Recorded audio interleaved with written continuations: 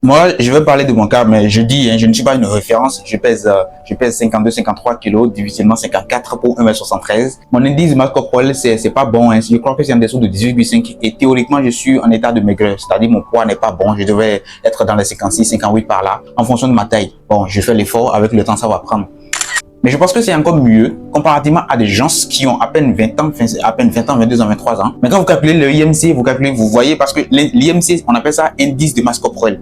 C'est-à-dire, est-ce que avec votre taille, vous avez le poids qui vous correspond? Certes, c'est pas un outil qui vous permet rapidement de dire, voilà, je calcule mon indice de masse corporelle et rapidement je vais dire, ah, je suis en état de surpoids, non, mon poids c'est bon et tout ce qui est avec, non. On appelle ça un outil épidémiologique. Donc, lorsque vous calculez pour 100 personnes, vous allez vous rendre compte que, oui, généralement, c'est vérifier les résultats sont justes. C'est-à-dire, si je dis monsieur X est en état de surpoids, oui, effectivement, il est en état de surpoids. Monsieur Y est en état d'obésité, oui, effectivement, il est en état d'obésité. C'est-à-dire, la véracité, dans la grande majorité des cas, c'est vrai, pour ainsi dire. Mais finalement, il y a également des limites, quelques exceptions. Mais il y a des gens, vous les voyez, ils ont à peine 20 ans, à peine 25 ans. Vous calculez l'indice de masse corporelle, ils sont dans les 28-30, parce que normalement, les valeurs normales, c'est entre 18,5 et 24,9, donc un peu moins de 25. Parce que si vous dépassez 25, il y a des problèmes.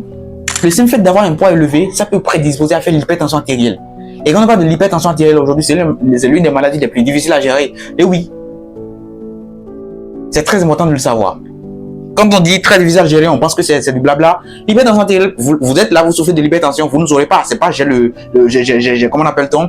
Je fais une fièvre, j'ai le paludisme, je prends les gens souvent du palu, j'ai des maux de tête, et puis je fais la fièvre, et puis je viens à l'hôpital, on me guérit, on me traite, je suis soigné. Non, ça marche pas comme ça.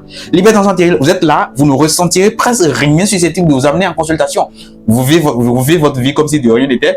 Malheureusement, les conséquences sont déjà à un stade beaucoup plus avancé avant qu'on fasse des diagnostics. C'est pourquoi j'ai toujours misé sur la prévention ici. L'hypertension artérielle seule peut vous bousiller votre cœur, vos reins, vos yeux et pas mal d'autres conséquences. Vous pouvez faire un AVC à cause de l'hypertension artérielle. Hein. Je vois des gens qui ont 35 ans, 30 ans, 45 ans, mais qui n'ont jamais contrôlé leur tension toute leur vie. C'est-à-dire, sauf s'ils sont malades, ils viennent à l'hôpital. Sinon, bon, je vais à l'hôpital pour contrôler ma tension. Non, je vais à l'hôpital pour faire un minimum de bilan de santé. Jamais. Vous ne les verrez.